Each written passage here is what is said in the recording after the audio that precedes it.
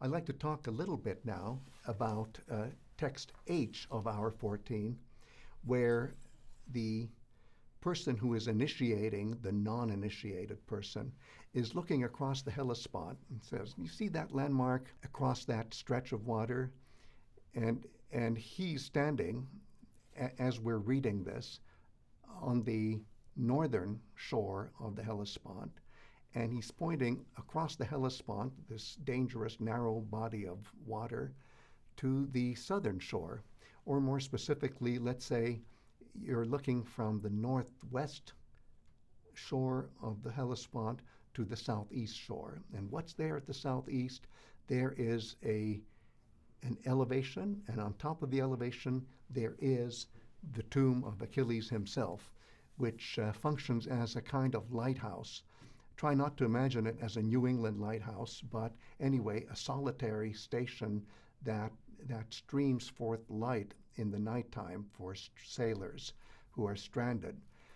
In this case, we see this elevation and this landmark, and we're focusing on the tomb of Achilles in the daytime. And the word that is being used here for the tomb of Achilles, kolōnos, is going to be very important in our project as we read on and we see other examples of the word. And in general, we'll see in this same passage, that is to say, in text H, another example of the sentimentality that worshipers show to their heroes, that they are not only attracted to them, it's almost as if they're sexually attracted to them. Don't worry, it's not real sex, but it's still an expression of a very strong longing for something that is sacred, as if that something were sexually attractive, as well as just sacredly attractive. And then in text I of hour 14 is perhaps one of the most eroticized passages we will be reading concerning the attractiveness of the cult hero. And again, you say to yourself, I didn't see this in the Iliad, I didn't see this in the Odyssey, but actually you did.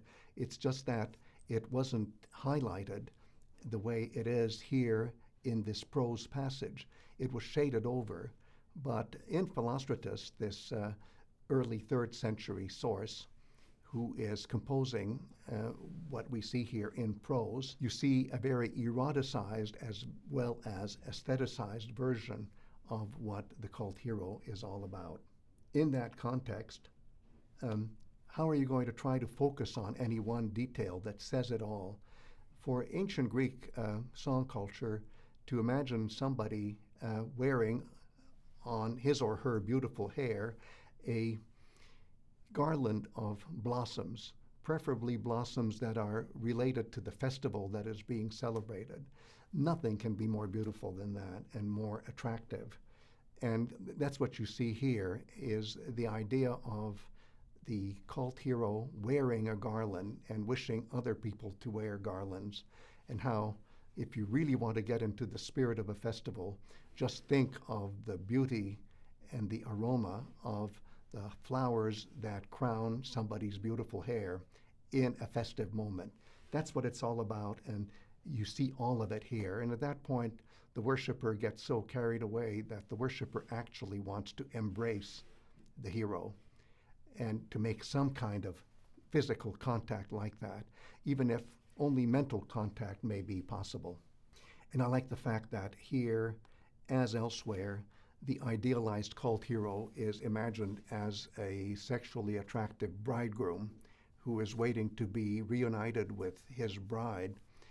And you see the same kind of image from the other side, where the bride is aestheticized and eroticized as sexually attractive and waiting to be reunited with the bridegroom. So there's a lot of that eroticism.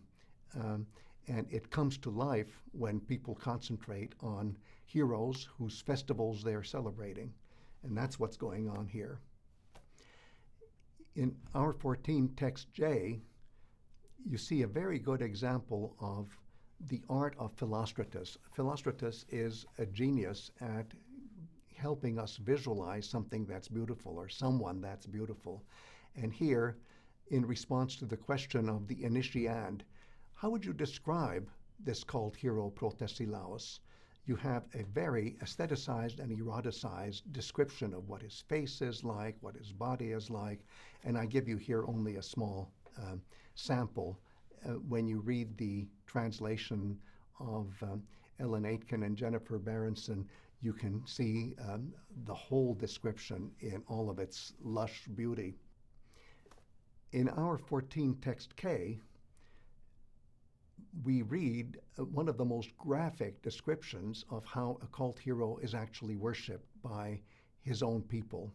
And the person who is being worshipped here is none other than Achilles himself, whom we think we know so well from having read the Iliad, but now we see a very different dimension of Achilles, and we see people actually worshiping him, sacrificing 2 sacrificial oxen to him, with all the ritual details described with great love and care.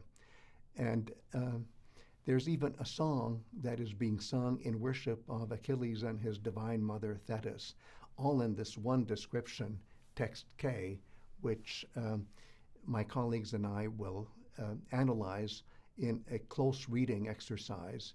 But I cannot resist adding one little detail here, that while the worshippers are worshiping Achilles in this context, and again, to repeat, I'm talking about text K, in this moment, they're all wearing garlands, and the garlands are woven blossoms of amaranth. And amaranth is a special blossom that is sacred to Achilles. It's very interesting to us because the meaning of amaranth is unwilting. Just as Achilles in Iliad 9, line 413, predicts that he will have a kleos, a poetic glory that will never wilt, that will be aphthiton, meaning unwilting forever, so also worshippers of Achilles, when they make sacrifice to him and worship him, are actually wearing on their hair garlands made of a flower that actually means unwilting forever, the amaranth. In our 14, which brings so many things together in my mind about the hero of epic and the hero of cult, I couldn't resist coming back to a passage that we saw in our 4, text A. Here I call it our 4, text L, and it's an extract from a song composed by Pindar. So this is an example of what you can also call lyric poetry. And in it, you see Achilles as a beautiful dead hero. And to us, beautiful and dead, does that go together? Well, in ancient Greek song culture, it does. The French, of course, being French, have a name for it, le beau mort, the beautiful corpse. And so here you have the picturing of Achilles as a beautiful corpse who is wilted like a flower that has been cut down in bloom. And the point of the song here is that although Achilles has wilted, and there you see him as a beautiful flower cut down and ready to wilt, the song about him will never wilt. And why? It's because the muses sing a song of lament over his beautiful body, and this song will then, over time, morph from a lament into other kinds of song, including the kind of song that Pindar here has composed and is being performed by a chorus, an ensemble of singers and dancers. So the song will never wilt, even though the body will wilt. And that is the beauty of the song culture and the way the song culture views itself. So if you really are in a mode of longing for the hero, the best way to achieve that immediacy is to think of garlands, to think of the flowers that compose the garland, and then the way the garland is beautifully placed on a beautiful head of hair, which is a beautiful head, which is a beautiful body, and the metonymy goes on and on. But the whole idea is that everything is connected to the beauty of the seasonality that is the hero, who is unseasonal in life, but who becomes sacredly seasonal in death as he transforms from epic hero to the cult hero. Our 14 text M is a quick glimpse of how even the garland of flowers that crown a head can be seen as a symbol of immortality, of the idea of forever. And in text N, how that idea is so closely connected in song, in lyric, as well as in epic, with the idea of kleos, the glory that is conferred by either poetry or song. But I cannot leave our 14 before alerting you to text O, which is a beautiful symbol for the hero's insistence that his worshippers are going to miss him forever. It's not just the feelings of worshippers. The hero who's being worshipped is actually quoted as saying something like this. And that's what's happening in O, where Achilles says, there's going to be a pothe, there's going to be a longing for me, and it'll be intense. And similarly, if you go to text Q, you see another example of this pothe. This time it's Achilles himself expressing this longing for Patroklos, who's already dead. But by expressing this longing, he is showing worshippers of the future how they will be missing him, Achilles, just as Achilles now is missing Patroklos. A beautiful modeling, so to speak, of what the aesthetic and erotic dimensions of lament are all about, and how lament fuses with epic. And already in text P, if I can jump back from text Q, you see in the death of Patroklos, the way it's described, how once that happens, there's going to be a great longing for first Patroklos and then ultimately for Achilles.